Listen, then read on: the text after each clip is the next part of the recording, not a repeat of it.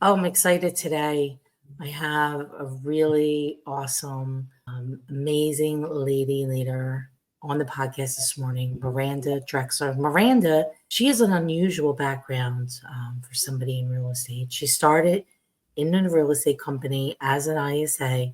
Then she moved her way into becoming an agent and then a digital marketer and then operations. And now she's the COO of Affinity Real Estate in Ontario, Canada. And she is a rock star, a young woman who has done a tremendous amount in our industry, gives value every day, and works her butt off. So, welcome, Miranda. Hello. Thank you so much. I'm really glad to be here. I'm excited to talk with you today, Likewise. especially about, when the green room, we were talking a little bit about like what the requirements are today. And what do you think it really takes for a real estate agent, a realtor to succeed in today's environment? Yeah. So this is a fantastic question. So I would look back at the principle of what does it take to get results? And I always look at there's two parts to this equation. We've got the effort. Is someone ready, willing, and able to do the level of work that it takes to get the outcome they're looking for? And the skill. And not everybody walks into this industry with all the skills that they're going to need. So, do they have the willingness and the ability or even resources to actually build their skill? So, as you can increase these two levers of effort and skill, then they can get the results. A lot of people step in the industry, as you and I see every day, thinking that this is going to be a walk in the park. Hey, I get to be my own boss. I'm an entrepreneur. I'm just going to sell real estate. The deals will fall in my lap. But when they get in, as most people find out, it's not that easy. So I think having the mindset around that skill and effort piece would be a huge foundational layer for people to be successful in real estate. What do you think, Miranda, from a time wise? I've been in the industry for 21 years and I'm still working a lot of hours, Miranda. Yep. What do you think it takes from a time, literally hours, time per day, for an agent to get momentum, to get maybe, let's say, a couple transactions a month? What do you think they have to put into it? Yeah. Okay. So Realistically, yeah. I'm just curious what you think. Yeah. So I frame this as a steam engine train. Okay. So a steam engine train, very heavy, takes a lot of power, a lot of steam to get that steam engine to even like move the blocks forward, even just a smidge. Takes a lot of effort. And I feel like real estate is like this. When you're first getting in the industry, if you're newer into the business, whether you've got sales background or not, it's going to take a lot more time and effort at that beginning stage to actually get the train moving. Once it is moving, it's a different game, right? It's just stoking it and just keeping it going to maintain that momentum. And now you're running. So from So like that, an that on the ground level, yeah, yeah, well, you think that part, like, so let's just say somebody's brand new. yeah. That's what do you think that is? 6 months, 9 months, a year So this is to so really get the train moving? yeah. So I think if someone is willing to, because a lot of people get the recipe, they hear the recipe from someone like yourself, someone who's been successful, and they're like, I could do that.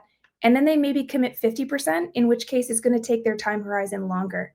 If they were actually just ready to just jump in full time and do it, I think people can start seeing success within a 4 to 5, maybe 6 month mark to build the momentum. But it takes that commitment. So from your initial question of how many hours would it take in a day, I always look at it like what what things do you need to be doing in your business? So there's the prospecting, getting in front of new clientele and actually talking to the people, finding that opportunity, getting in its way. There's the pitching listings and buyers, actually getting those clientele, articulating the value to say, hey, this is what we do. This is how we can help you achieve your goal. And then there's the negotiating the deal and actually working it out. So, of these three factors, when you're a brand new agent, what do you have on your plate that you could do? Nothing except for call people. The first So one. anybody- So it's hard to say like, yeah, you should be doing all of these things because you don't have anybody in your pipeline yet. So I think it's like it's you put every hour in that you have. Yeah. And what I personally don't see is people actually doing that. Yeah. I'm at the office. I could be still at the office at 6:30. Salespeople that are brand new, or they walk out at 4:30. Yeah. Yeah. So in my time as an ISA, I worked full-time hours and then some because I had commitments to hit. My target was setting 3 to 5 qualified appointments per week. And yeah, I was doing everything that I could. So cold calling, online lead, calling those online leads, just door knocking for open houses, like whatever it would take to get those opportunities committed, I would do it. What I'd suggest if you're looking for like, hey, what should my recipe be? If you're looking at 15 hours of prospecting a week as a minimum, that's 3 hours a day, 2 hours of new prospecting, trying to find new opportunities, 1 hour of follow-up at a base level. So if you're doing 2 90-minute prospecting sessions, or you can break it up 1, 2, and 3 hours in a day, I think that's a good base recipe. If you I don't agree. your That's what pipeline, that's more. what we preach. I say, look, if you figure out how you can talk to 20 people a day, that might seem aggressive, but I really think it needs to be at 20. And really, I used to focus on 24, but let's just go to 20. And I don't think those numbers have changed. In fact, I think you might need to talk to more than 20 people a day. Now, Yeah. I see a lot want to have at least 10 conversation. That's fine if you have, in my experience, 10 is fine if you have already a bustling business. But if you want to grow beyond what you did the year before, you got to do more. Absolutely. And here's something that I thought about while I was away. I'm going to ask you your thoughts on this, Miranda. Okay. So I saw something about working 100 days straight, Saturday, Sunday, Okay. 8 hours on those days. And I thought, I wonder how many hours that is. So I calculated. And then I calculate what I thought I worked approximately, because I should probably track every moment, but I don't track every moment. Yeah. So it came up that if I did this other thing, it would add 400 more hours, which is basically a month, And more that's than that. productivity.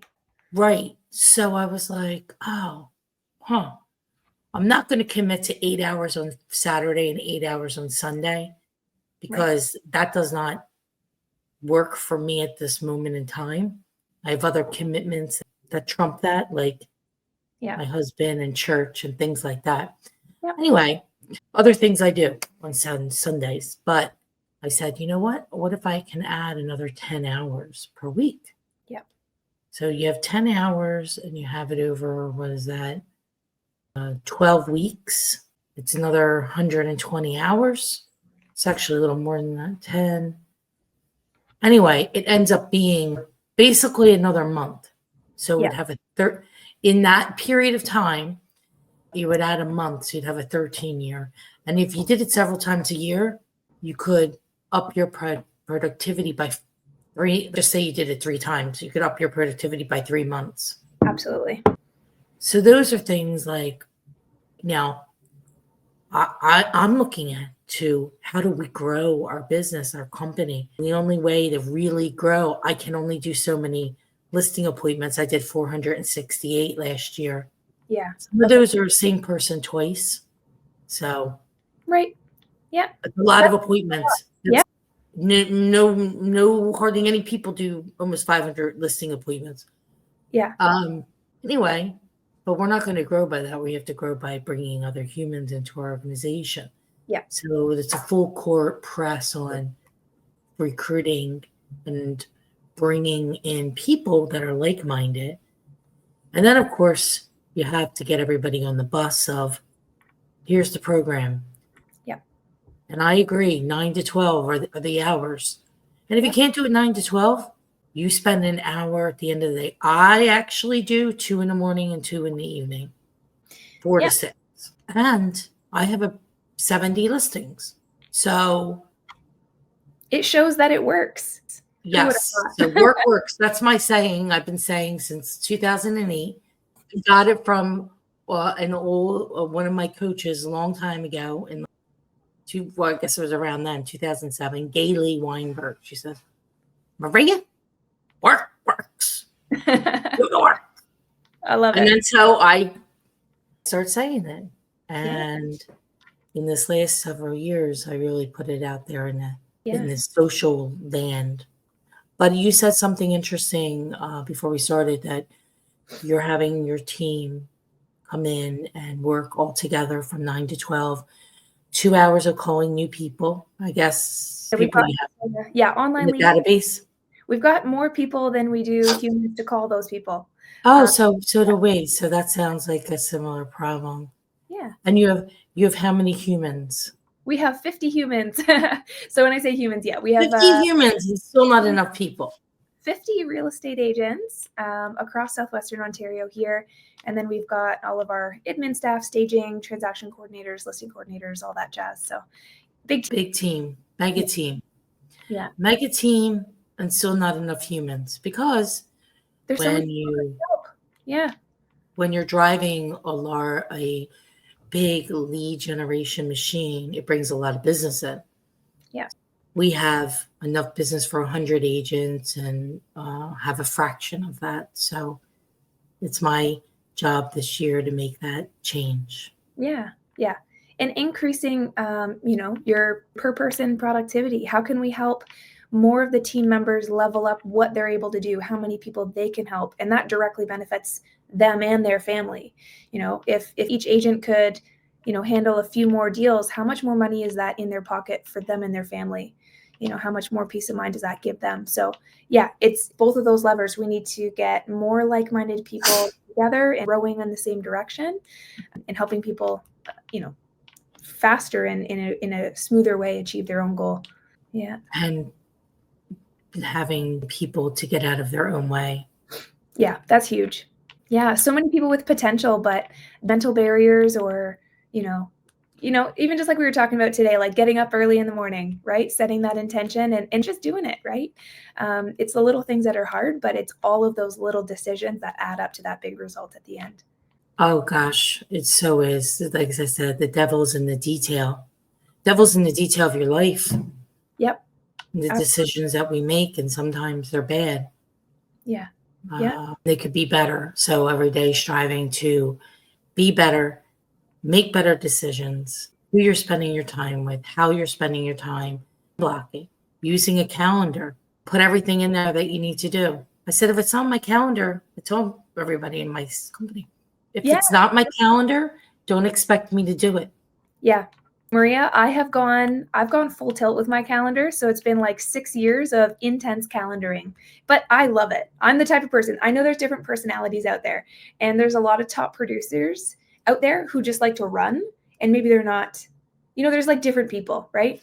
But I love the calendar, and I have onboarded everyone in my life. So my family, my friends, and work colleagues, that if you would like Miranda's time, send me a calendar invite. Not in a crazy way, but like all my friends know, like my friends, my girlfriends, when we're going to do something together, calendar invites go out. And I think it's lovely. Everyone should work like this. So you have it down to having wine with your friends. Calendared. Yeah. So it's good. Yeah, it keeps everything. My calendar has a lot of stuff in it. Yeah. Like things like I have leaving church in my calendar. Yeah. So I don't forget. I know when it is, but exactly. I think it's a great way to family time. I have, family coming over. It's in my calendar. Absolutely. Yeah. With, someone who's looking maybe at, they're getting started in real estate and maybe they don't have a lot of moving parts in their business yet. I think that's the best time to start the habit of calendaring, time blocking. And I always look like, put your personal in first. What do you need as a human first? Church, fitness, family time, date night, put that in first, then fill your business in with it, right? You might have to make some sacrifices here, but starting with this block first and then build that up. as you become a more productive agent, you're going to be thankful that you had that habit already, right? Because for you and I, with the amount of stuff we have going on, we just need that GPS on. Yep, here's where you got to be today, the next day. Makes a huge difference. 100%. Yeah. I couldn't work without the calendar. And it's amazing how many people don't use a calendar. I don't know how people do it. Yeah. Okay. Do you see in the background here, big thing on my wall? Yeah. I went as far as to get the Jesse Itzler big calendar. So this is the entire year visually. So I'm very excited to have this. You could go on Etsy or just print out something big. But it's the calendar view of the entire year. So you can really be intentional with, looking at what you mentioned earlier. Hey, if I put in an extra hour in these days of this month, that gets me another month of productivity time. Or, hey, this is where my intentional time is going for skill development or personal time. So the calendar that you have up there is Jesse Itzler? Yeah, Jesse Itzler. Yeah. And what's that all about? Yeah. So you can bleep this out, but it's the Big Ass Calendar is what the name is called. But the idea behind it is a lot of people start running, through their year. Like it's already, January 15th today? That's January correct. 15th. So we're already halfway through January. And how many of us were like, a couple months ago doing our annual plan in November, maybe looking at the year.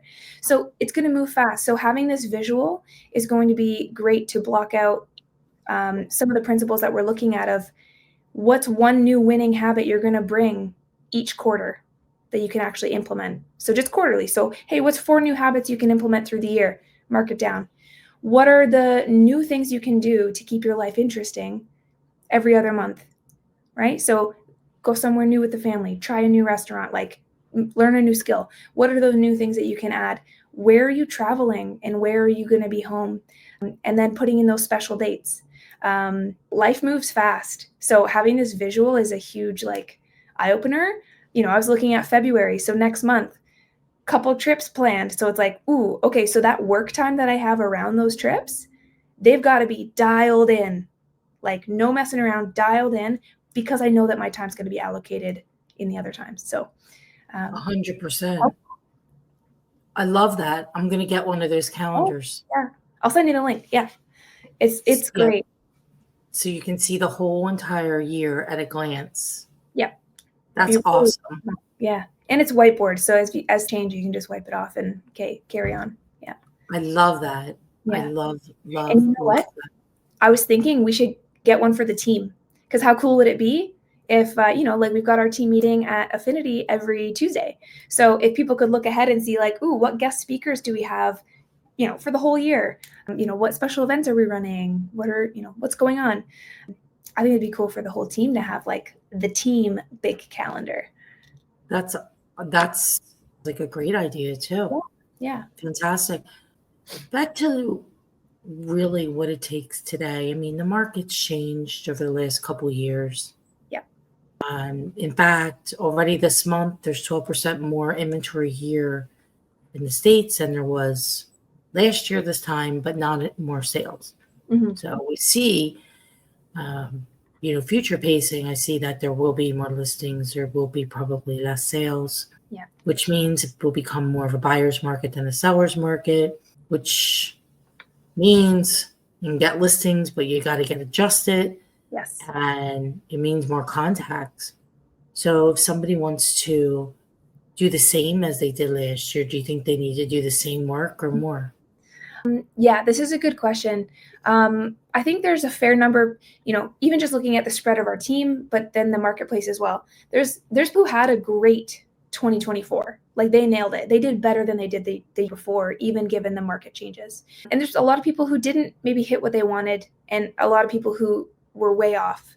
Let the market mentality get to them rather than them thinking, I make my market. That's right. So I think, for people to really step up and build momentum, it makes more sense to, do more ahead of time, get ahead of schedule in your year, rather than looking at your end of year November being like, oh, you know what? I'm a little behind, and now trying to hustle through the December like market to go, because by then you're too late, right? So when does the real estate year start for agents? Depending on your cycle, right? Like we're looking at November. It starts November. in November of the year before. Exactly. So if you haven't already hit the gas pedal to go, you're already behind. But I think people are going to have to do more. I really do. I think, people may have been in a different mental state over the last year of, oh, this is hard. There's a lot of hard stuff going on. It's not a good market, whatever kind of mental, chatter they have. So I think everyone could benefit from really doubling down and running. So far, I've seen the in people are excited for 2025, looking at, hey, you know what? Let's step it up. Let's go. But we're going to see, because each market's going to have slightly different, different aspects that are going to change, like whether one has more or less inventory, et cetera. But overall, I think people need more different nuances in each area. I mean, I think there's also other things that go on that affect people's mental stability. For example, LA's burning down. Yeah. Right? Like, even though I'm in Philadelphia, I feel horrible for that situation. Yeah. And I think as a real estate professional, and we sell the dream of home ownership, and we help people become homeowners. And that's a big, like, there's 12,000 structures that have been burned down. Yeah. That not seem relevant because it's over there. But I don't know. It's changed my. So I'd be curious, like what like behaviors or actions do you think that this is going to inspire for you? Looking at this. That it's at this point, it's still going on. Yeah. And then you think about, like, what's the aftermath? Not just of rebuilding, it's about people, their families. Like, that's wearing down, right? Yeah. Like, you're thinking, if you really think about it, like, because if it was in your backyard, then you would be top of mind. Yeah. Just because it's 3,000 miles away doesn't mean that it's not, proximity, the closer you are to it. But I think that it will affect, there will be financial impact on all of us in the USA because of this. I mean, the damage is up to 250 billion. I'm sure it's going to exceed way past that. So it comes down to like even just getting insurance. Yeah. Oh yeah.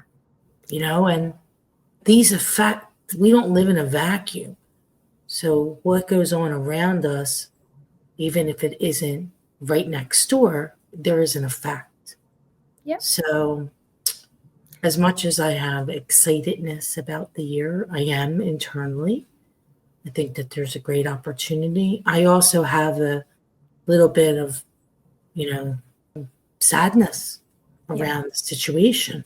And because we don't live in a vacuum, there is an effect of it. Yep. Yeah, exactly. We're a globally tied community. Like everything is interconnected. The drop in the bucket has ripples for sure. Yeah. Yeah. So that's like, can't control it. We only can control the way we respond. And that's to anything. Yeah. So I go back to the controllables. It doesn't stop me from doing my work. Yeah. But it is like this little thing that's up here, right? And maybe it's down a little bit, the pep in the step. Right. Yeah. Maybe. Yeah. Absolutely. So I can't be the only one that thinks like that. Unless people are living in like delusional la la land. There's always a handful, but yeah. I do believe that it is, and we are in our own market. We make our market, we make our own economy. Yes. And it's up to us. And we did have a better year than the year before, but it still wasn't good enough. Right. Yeah. As far as I'm concerned. Yeah. So even though I did the work, I still fell short. Things could have been done better, tightened up. So now it's like tightening up things. Even after all this time in the industry, things change. Constantly have to be evolving, constantly have to look at things, and you have to be on top of it. Yeah. Really do. We're living a time where the consumer that we're working with is so educated. They have access to so much information, so much more than they did before, right? And they get information at the their fingertips. So for the real estate agent to remain helpful and relevant, yeah, you need to stay on top of it, be providing as much value as possible, getting ahead of things, adapting and getting ahead of change. I 100% agree with that. What do you do in your organization to do that? Yeah. So we're like skill development is key, and also looking at what is our value add, what is our offering, and then constantly checking with the clients of how was the experience, and being able to get ahead of what's happening in the marketplace. What are we offering? What is the client's experience of this? So it's creating a feedback loop to be able to adapt. Feedback loop. Yeah. And future pace. Yes, exactly. Yeah, looking at where do we want to be, not even just next year, but in 5 years, 3 years, and planning for that. Yeah, Yeah, that's hard for humans to do that, but it is. as an And organization, yeah, that's why we have visionaries like Ibrahim can see, hey, 10 years down the line, this is what we're going to be standing for, doing, etc. And it's up to others like myself to say, okay, here's how we're going to get there. So here's how we're going to get there. Here's what we're going to do to execute. yeah. If so would you give to somebody, an agent that's been in the industry, I don't know, 5 years or so? They really want to grow and by 20% or so. Yeah. What would you tell them?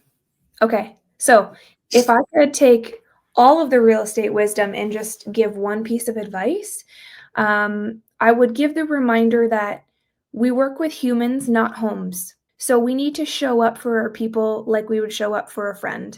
We need to make sure that all of the past clients that you've already served, when's the last time you actually connected with them? With the leads that you're connecting with, are you chasing transactions? Do you have commission breath? Or are you seeking to really understand and assist that person to achieve their goals? So just back to that fundamental of do the work, because we know that work works, and focus on the humans. How can you educate and impact those people? And then your results will come. If you hey, I want to do X number of transactions, you might not get the actual result that you're looking for. I guess it's like, I see it as you're helping people all the time. I don't know. Maybe it's my perspective is off, meaning I look at it like, I don't think of it that way.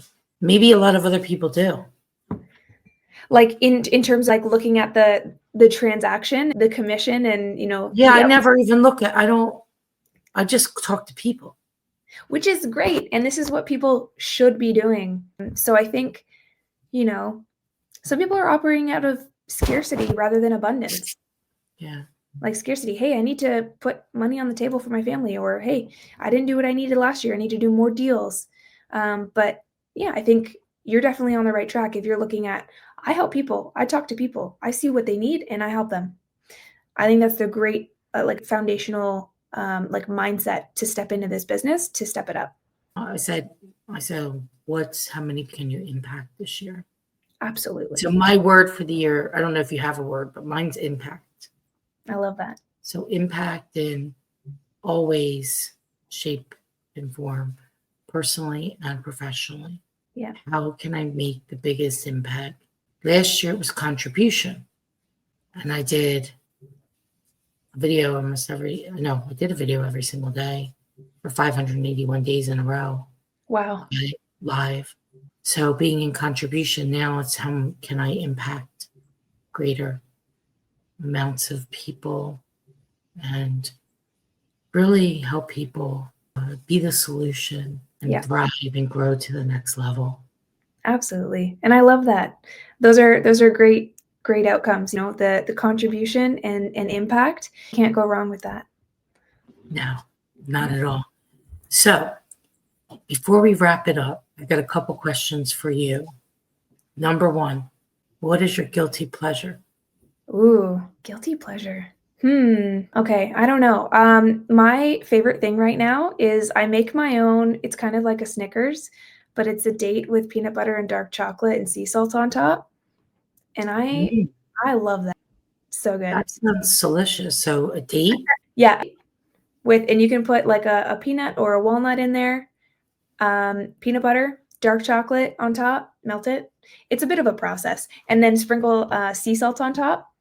It's like better than a Snickers. So it sounds like pretty healthy snack, Yeah, but it's but very it's decadent. yes, it's very rich. Like you think you're gonna eat a bunch, and then you have two, and you're like, oh, okay, yeah, that was good. Well, that's good. I'll Yeah, have to try that. Date yeah. with some peanut butter and dark chocolate. All the things I have right in my cupboard. There you go. Yeah, let me know how you like it. I will. I will. Okay. Now, next question. Yes. So this has to be, well, it can be personal or professional, but it has to be you, not any other people. So, Okay. what are you most excited about for your future? Ooh, okay, you know what? So my logical brain goes on like, "Hey, what time horizon? Like this year? In the next 5 years?" What am I most excited about for my future? So I'm a big vision boarder. I've got a vision board. I've got it printed on big like poster paper in my bedroom. So like every time I sit up in my bed in the morning, I see my vision. So I am most excited to be stepping forward to my dream of owning and living on a farm, having chickens and like a garden that's thriving and being able to be in the sunshine. So I see that moving forward every day, little opportunities coming up. So I'd say the reality of my vision board is what I am most excited about. I love it. Yeah. That's awesome. I have Mhm. something a similar, but it's Yeah. exciting. Yeah. And you have a little glimpse every day. Yeah. And that's what makes it someday reality. Yeah. Absolutely. Believing as if it's already happened. Yes. Yeah. And they say if you can imagine it, your future self probably already has it. So I like Yeah, that. 100%. Well, it was a pleasure to have you on the Be the Solution podcast, Miranda. Thanks for everything you do to contribute to our real estate community and to your family. And I look forward to having you back in the future. Let's have a Absolutely. great 2025. Yes. Thank you so much. I appreciate the opportunity. My pleasure.